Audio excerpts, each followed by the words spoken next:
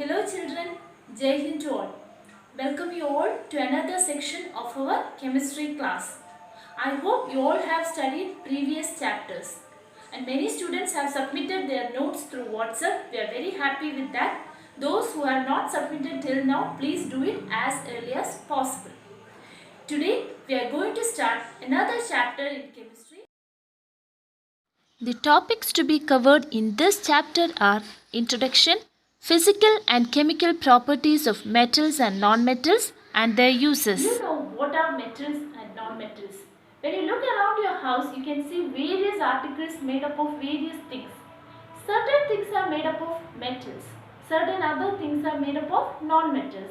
What are the things which are made of metals? Can you imagine?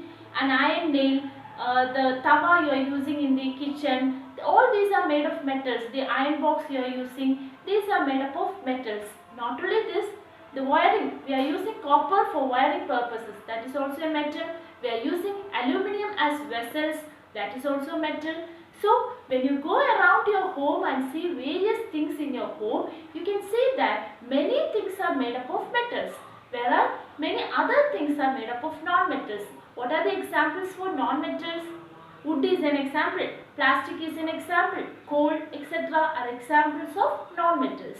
So, in this chapter, we are going to study about the physical and chemical properties of metals and non-metals.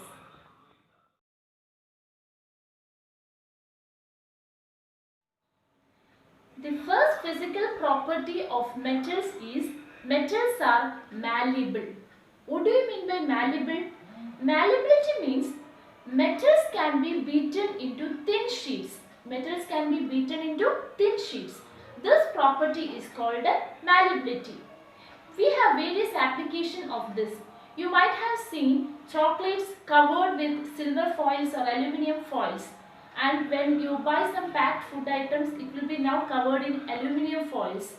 These aluminium or silver foils are actually metals which are beaten into thin sheets. Can you imagine that? So, it is one of the peculiar property of metals that it can be beaten into thin sheets. Non-metals cannot be beaten into thin sheets.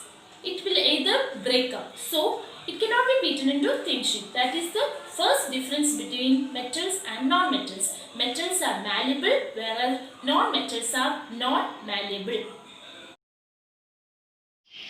Malleability. Metals can be beaten into thin sheets. This property is called malleability. The property of metals is metals are ductile. What do you mean by ductile?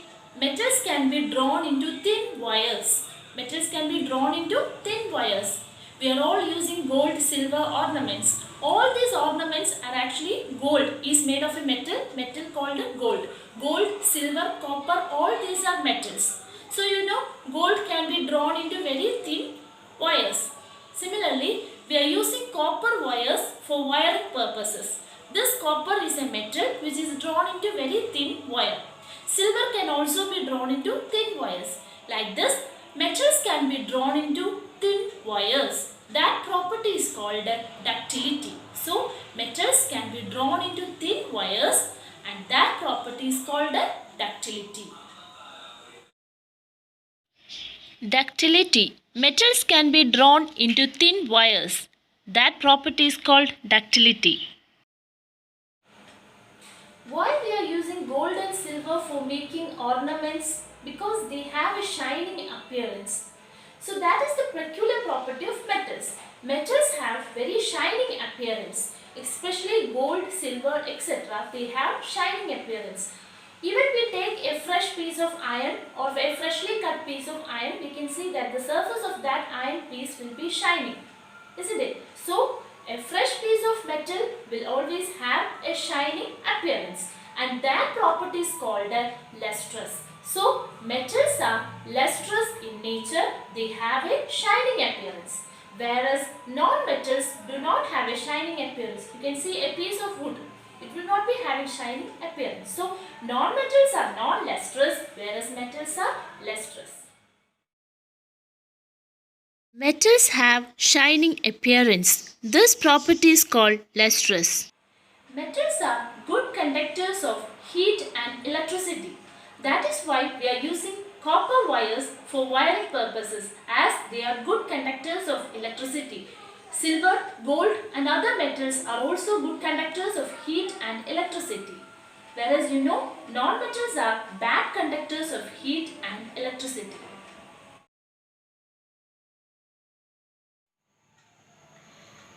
Another property of metals is they are sonorous. Sonorous means when beaten on their surface, they produce ringing sound. That is why metals are used as school bells, etc. Metals produce a ringing sound when beaten hard on their surface. Whereas non-metals do not produce this sound, they are not sonorous. So metals are sonorous, non-metals are not sonorous.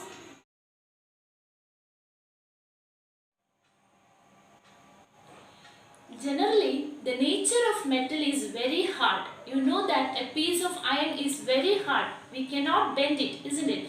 So metals are generally very hard by nature, but there are some exceptions, especially sodium and potassium. These two metals are very soft. They can be cut even with a knife. Another exception is that mercury. Mercury is a only liquid metal. All other metals are solid in nature, whereas mercury is a metal which is found in liquid state. Metals are found in solid state. They have high melting and boiling points. Even though metals are very hard, sodium, potassium, magnesium are very soft metals and mercury is a liquid metal. Let's recollect what we have learned today. Metals differ widely in their properties, but all of them have common characteristics called physical properties. Some of the physical properties are metallic luster, conductivity, etc. Metals are generally solids. All metals except mercury are solids. Mercury exists in liquid form. Most of the metals are generally hard, but there are some metals which are soft. Sodium, potassium and magnesium are examples for such metals. Metals possess metallic luster. Pure metals have a shining property. This property is called metallic luster. Because of this property, metals are used for making jewelry. Silver coating is used in mirrors due to the light reflecting property of silver.